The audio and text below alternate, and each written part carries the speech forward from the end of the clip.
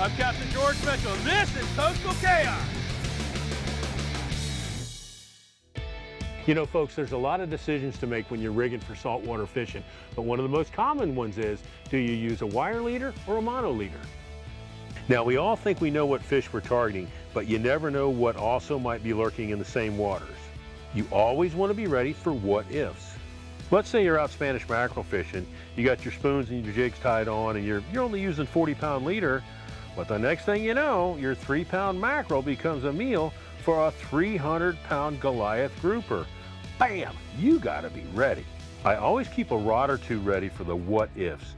These rods are prepped with number 5 wire in front of the hooks.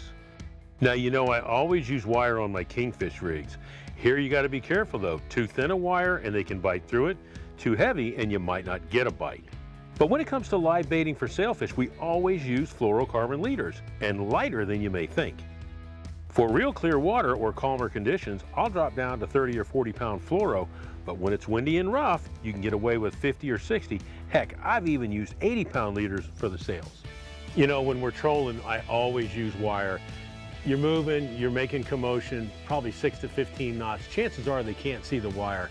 But you know, you always got to be ready for the what ifs. And the what ifs for me might be a blue marlin, or heck, you might be reeling that dolphin in and a big old shark shows up. We always have the holy cow, there's a blue marlin rod here.